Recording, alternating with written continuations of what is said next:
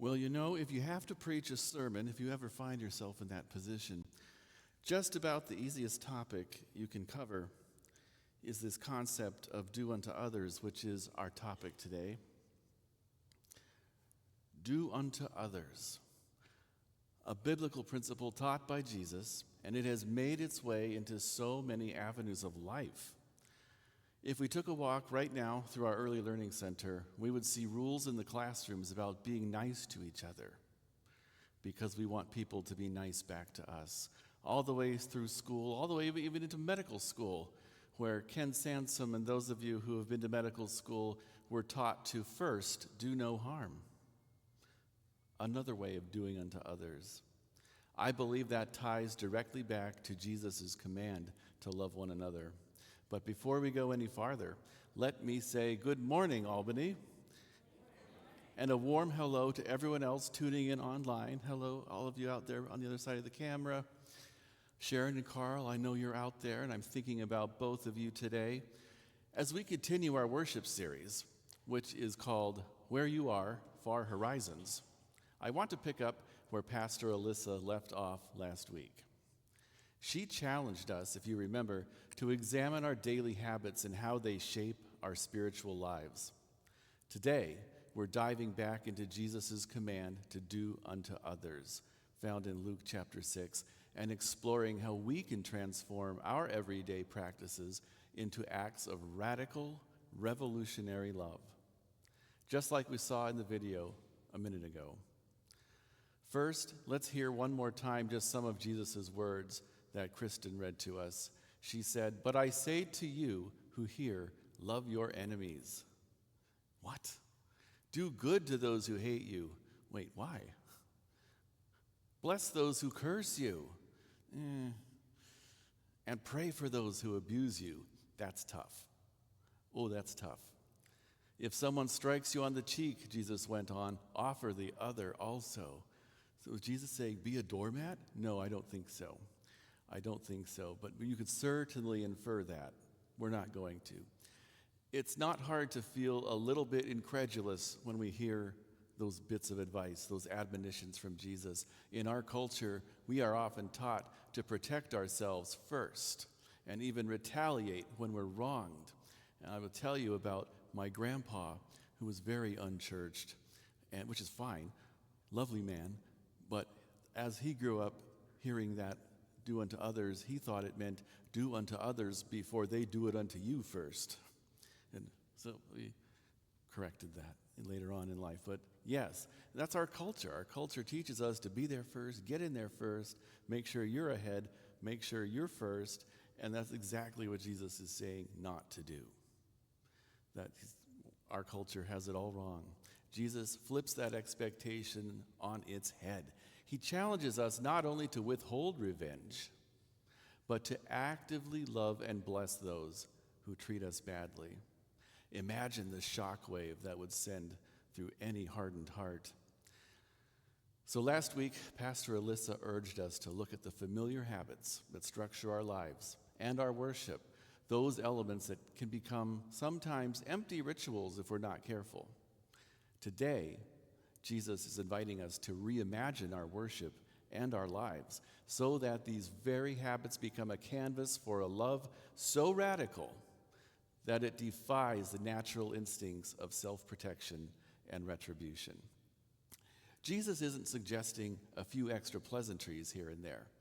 No, he's calling us to a lifestyle of radical generosity and forgiveness. He's asking us to take even the familiar part of worship we call passing the peace, like we just did a few minutes ago, and extend that same peace to every encounter we have in our lives, no matter how small or unexpected it may be. He's calling us, as shown in the video that we just saw, to love our neighbor no matter what. So picture this. You're faced with an unexpected slight, a harsh word or an unkind act. Perhaps you're driving down Pacific Boulevard here and someone suddenly cuts in front of you. Your instinct might be to react defensively, maybe even communicate your displeasure with some driving sign language. But Jesus says, pause and respond in love. It's a tall order, a challenge that may feel as improbable as discovering something truly new in the familiar. And here's the promise that Jesus gives us. Give, he said, and it will be given to you. This isn't just a heavenly bank transaction. It's a divine principle where every act of kindness, every gesture of forgiveness, every example of love sows seeds that eventually flourish in our lives. Each time we choose love over anger, we choose to contribute to a future where compassion reigns, even in places we least expect. Reflect just for a moment now on the daily habits Pastor Alyssa urged us to examine last week. We all have practices, some that may have grown stale or mechanical over time, but what if we could transform these practices into everyday powerful expressions of Jesus' radical love? What if our regular routines became the very arena where Christ's love breaks through our natural inclinations toward self-defense?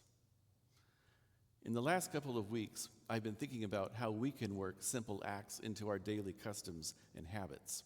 And as always, I'm mostly talking to myself here. So here's what I plan to do more of. First of all, I'm going to start small with bold acts. I'm going to greet someone warmly, open a door, or simply offer a sincere smile. Although gestures like these might seem small and insignificant to others, they also send a powerful message that kindness is a force to be reckoned with.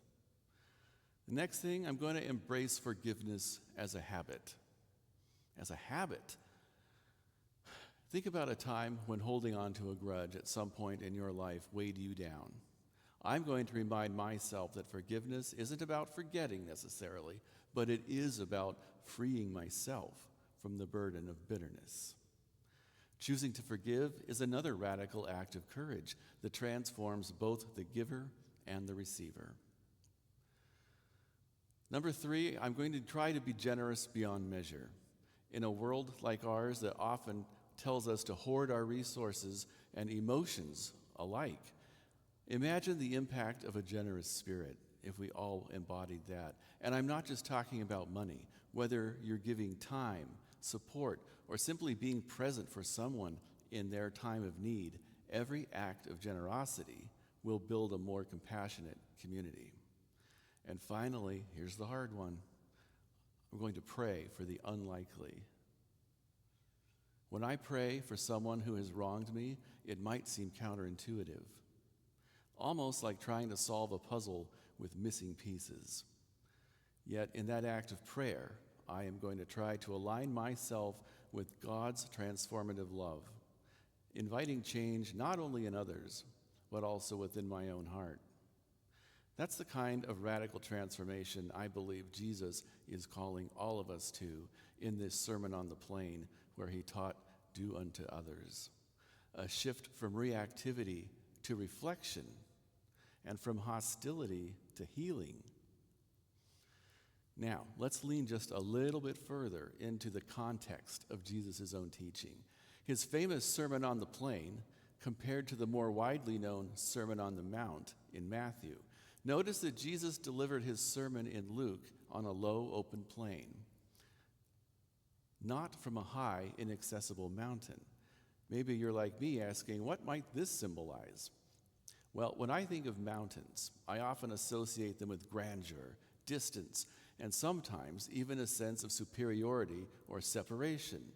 Whenever Rachel and I want to go over to the coast, one consideration is always the coast mountain range. What kind of shape are the roads in going over those majestic mountains that separate us from the ocean? The Sermon on the Mount has its own majesty, yet Jesus' choice today in Luke to speak on the plain reflects accessibility. Jesus comes down to meet us in the midst of our everyday lives. His teachings are not delivered from some unreachable peak. They are spoken in a place where we live, with all our imperfections and daily struggles. His call to do to others is for every one of us, not just those who can climb mountains of religious achievement, but for everyone walking on the common ground of this life. I think this symbolism is very powerful. It tells us that radical love isn't something reserved for the elite, not reserved for the highly spiritual. It's meant for the ordinary, everyday moments of our lives.